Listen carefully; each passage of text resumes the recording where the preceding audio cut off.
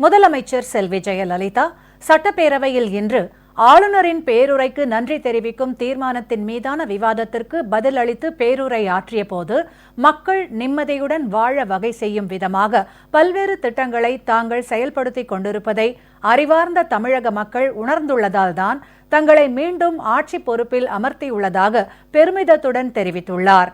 பேரறிஞர் அண்ணா அவர்களின் கூற்றுப்படி கடந்த 5 ஆண்டு காலமாக மக்கள் சக்தியை மூலதனமாக கொண்டு நாங்கள் ஆட்சி பொறுப்பிலே இருந்தோம். அதனால்தான் மக்கள் என்னை தொடர்ந்து 2வது முறையாக முதலமைச்சராக ஆக்கியிருக்கிறார்கள். தொடர்ந்து மக்களுக்கு சேவை செய்ய எங்களை அனுமதித்திருக்கிறார்கள். அதற்காக தமிழக மக்களுக்கு எனது மனமார்ந்த நன்றியினை இந்த தருணத்தில் தெரிவித்துக் கொள்கிறேன்.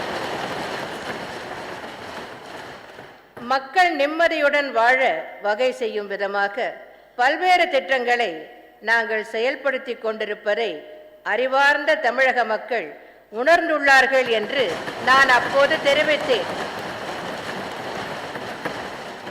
அவ்வாறு மக்கள் நிம்மதி பெறும் வகையிலான திட்டங்களை நாங்கள் செயல்படுத்தி வந்ததால்தான் தமிழக மக்கள் எங்களை மீண்டும் ஆட்சி பொறுப்பில் அமர்த்தி இருக்கிறார்கள். அந்த மக்களின் எதிர்பார்ப்புகளை நிறைவேற்றும் வகையிலான கொள்கைகளைத்தான் ஆளுநர் உரையில் குறிப்பிட்டு இருக்கிறோம். திமுக தலைவர் மாண்புமிகு உறுப்பினர் திரு மு கருணாநிதி அவர்கள் கொள்கை குறிப்புகள் எதுவும் இல்லாத வெற்றறிக்கை என்று கூறியிருக்கிறார். ஆனால் மாண்புமிகு எதிர்க்கட்சி தலைவர் இந்த அரசு என்னவெல்லாம் ஆசைப்படுகிறதோ அதையெல்லாம் எடுத்து சொல்லியிருக்கிறார்கள். ஆனால் அவற்றையெல்லாம் எப்படி நிறைவேற்றுவது என்பது குறித்து எந்த விவரமும் எந்தவித விளக்கமும் அதில் இடம்பெற்றிருக்கவில்லை என்று சொல்லியுள்ளார்.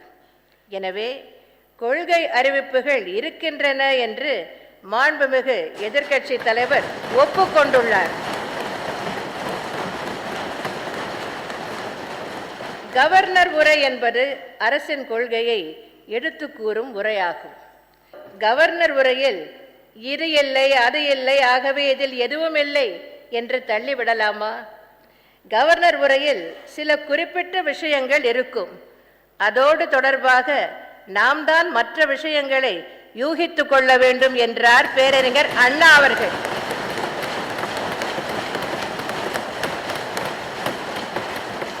பேரறிஞர் அண்ணா சொன்னதை மாண்புமிகு உறுப்பினர்கள் நினைவில் கொள்ள வேண்டும் என்று கேட்டுக்கொள்கிறேன்.